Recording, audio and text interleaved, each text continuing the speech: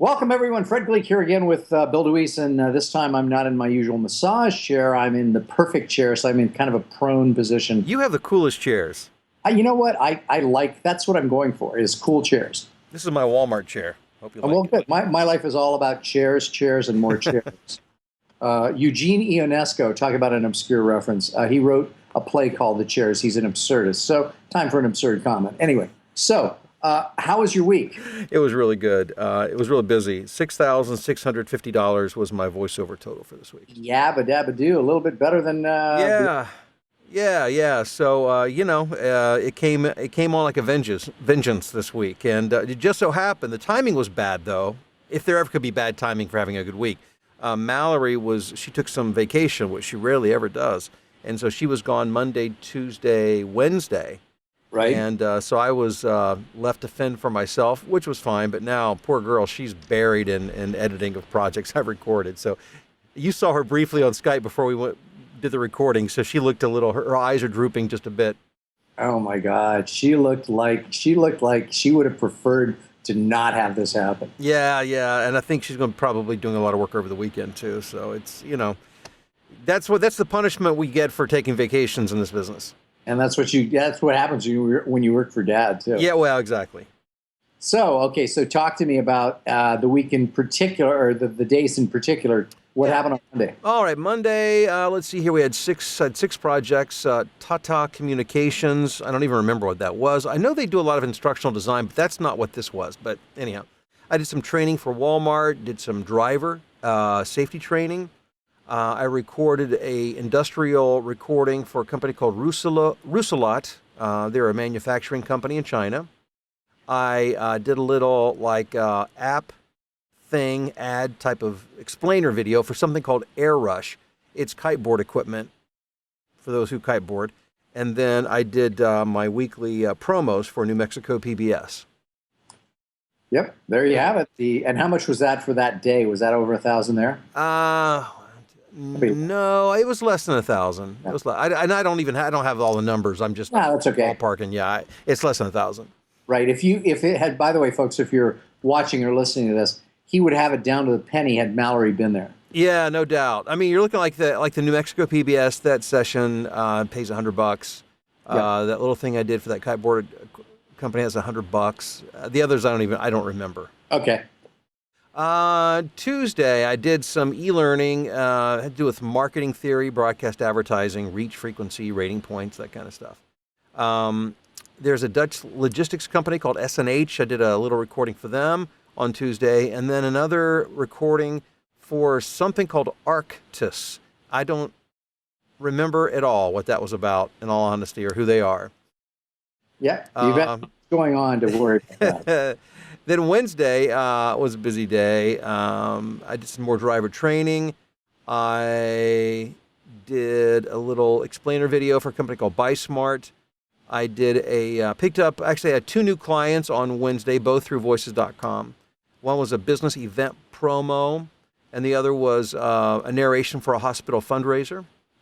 I also did a little direct TV commercial for something called Propectin. And then I did National Car Rental on hold recordings.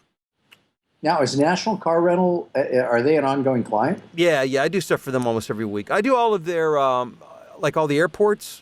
Yeah. So if you go into any airport and call National at wherever, LaGuardia to O'Hare to wherever, it's probably me you'll hear. Got it. Okay. So then yesterday I did some training for Dunkin' Donuts for their new coffee blends. And I did a big 15,000 word thing for Hitachi yesterday. Wow. Yep. I had a project for a Simple Green, the cleaner. Yep. I record some of their online videos or, narration. Yep. And then I had a new client that I picked up through Voice 123 yesterday. It was an ad for COPD. And that was cool because, number one, it was a new client. It did come through pay to play. If you notice, I had I had 4 new clients this week from pay to play. Yeah. Yeah. And just so everybody understands this, once they are your client, in the cases, you may want to make the distinction here between voices.com and voice123. Once they're your client, do the pay to play sites continue to receive revenue, or do they come direct to you? No, they can come direct to me. Sometimes, if it's voices.com, the way Voices is set up, the client will oftentimes go back through voices.com. But Voice123 really is just a facilitator of you having your own relationship with the client. So basically, they say, okay, Bill, meet client. There you go. Have at it. Figure it out. You know what? The only analogy that I can draw here is because I've been meeting with a woman who's a massage therapist, and she's working within a hair salon. And so it's kind of the difference between whether or not the hair salon people are paid by the hair salon owner or they just rent a chair. Yeah. Voice123 sounds like you rent a chair. In other words, you can get as much business as you want coming directly to you.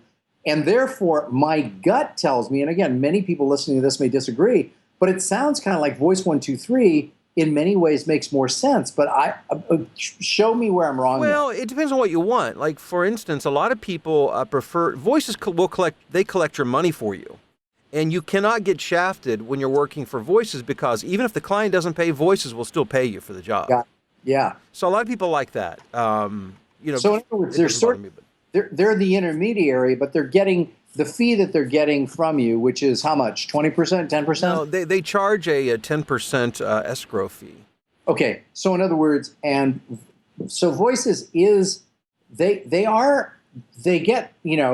getting paid, but they deserve it, is what you're saying. Oh yeah. And also you can decide whether you want to swallow that cost yourself, or if you want to propose that the client picks it up. So you have that flexibility as well. And what do you do in that case? I usually have the client. My proposal will include the client picking up the 10%. Good. And, Yeah. and think that that's lost you jobs to put that out there? Oh, I doubt it. I mean, the reality is if they're going to drop you over 10%, then let them pick somebody else. Yeah, exactly. They didn't want you that bad. You weren't that good, or whatever the case may be. That makes. Well, I think this is a good thing. And for those of you who maybe are just getting into the business, Voices123 and Voices.com are two pay-to-play sites where you pay a membership fee, and they get you, and they offer you the ability to see what various clients want, and you can audition for it. Yeah. So, a lot of people get frustrated and say, well, there's no way, there's too many people. You just have to know, you have to understand the system. As a matter of fact, I think you'll find this interesting, Fred. I had my very first radio program director who hired me when I was 21 years old, fresh out of college. He's been a voiceover talent for many, many years, way before I ever got into it. Right. Very talented guy, but he has a very old mindset, not so much in the old agency mindset, but he has his clients around Columbus, Ohio, where he's from, that he's developed relationships with over the years. And he works kind of that beat.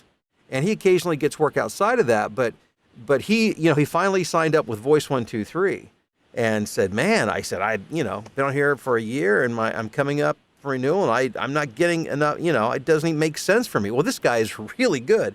And I said, oh, listen, you just don't understand the system. So I took a few minutes and I just explained to him just the way he needs to approach it. And it was like I could see the light go on. It's like, oh, I never thought of that. When did you have that conversation with him, by the way? Oh, yesterday, maybe, day before. Okay, so it'll be interesting. We're at about, August 12th or something? 12th, yeah. Let's take a look, maybe put a note on your calendar to check back in with him in a month or two, and let's see what the results have been, because people who are considering your pay-to-play materials, P2P playbook.com, that's it, right? P2P playbook? P2P, P2Psuccess.com. voiceover, VOP2P, P, the number 2, and then Psuccess.com. I just want to see whether or not the advice you gave him, which I'm sure has a lot of it is in that program. Oh, right? It's all in there. Yeah, this will change things for him, I have no doubt, dramatically. That will be interesting to see, because then it's very easy for anyone else to justify the $200-300 that we're charging for the program. Right. There may be 50,000 talent on there, and I am consistently the most listened to male talent on there, meaning more people find me and listen to me than any other male talent. And it's not because I'm better than everybody else. That's the only hint I'm going to leave you with. That's not why.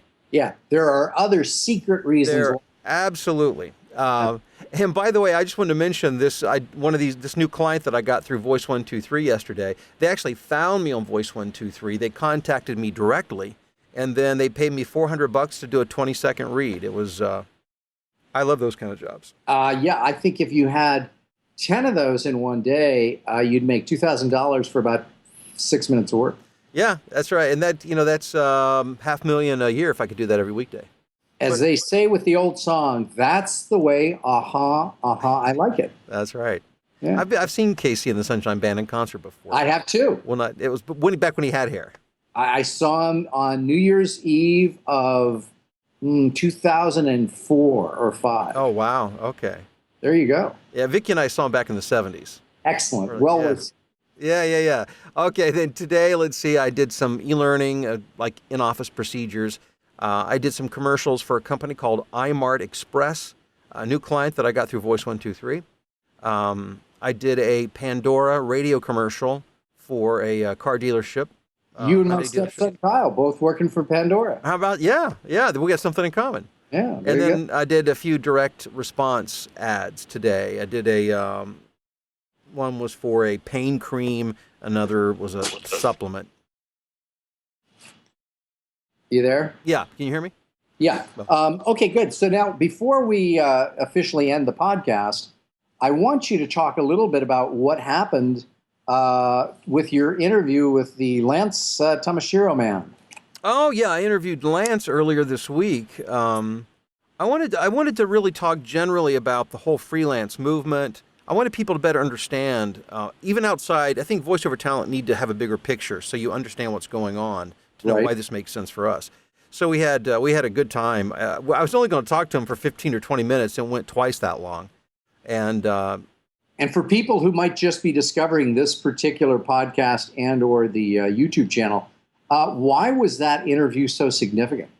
Well, we talked specifically about this movement, and there really is a movement now of voice talent who are using freelance platforms. Specifically, Fiverr seems to be a favorite, Fiverr.com. And Lance is making about close to $5,000 a month. I'm sorry, $5,000 a month, working an hour to an hour and a half a day. And he's a new talent. Yeah, the one thing that we should say, and by the way, that's vosuccessformula.com, which is plastered all over the other one, which is great. And the one reason I thought it was I talked to Lance about this as well, and I said, if you look at your hourly rate, your hourly rate is higher than Bill DeWeese. He said, that may be true, but I can't scale it. In other words, you can't really Fiverr is a great place to get going and to really build your chops. I don't know. I guess there are a few people on Fiverr who are making over $100,000 a year Fiverr alone, right? Yes, there are. But I think that this becomes, Bill, yet another one of our different methods of marketing your voiceover business. Oh, no doubt. And that is, what Lance says is right. You really can't scale it, and that's the challenge. But who wouldn't take $100,000 a year, working a couple hours a day, and then if you get to the place where, hey, I want to do bigger jobs and I'm willing to spend the time to audition, then you jump from a minor league team to a higher level minor league team or into the major leagues. You just work your way up the system. And it's going to be really interesting, I think, to see what percentage of the people that are working on Fiverr can make the transition to the P2P sites and or direct business with clients. And if they can't, that's okay. But it's always good to see, how is that going to make their transition easier, you think? Well, here's the thing, if they're getting proper help, because you ingrain patterns that you repeat every day. Yeah. So in one way, I think they'll be learning, their editing skills will be getting better, and hopefully their performance skills will be getting better. It's hard to say, though. Sometimes you just ingrain old bad habits. But if they're getting some coaching and help along the way, yes, hopefully they'll be growing in that way so that it's not such a far jump to the next level. Perfect. There you have it. That's it for the week. Thank you, Bill. Thanks, Fred. Have a good one. You too.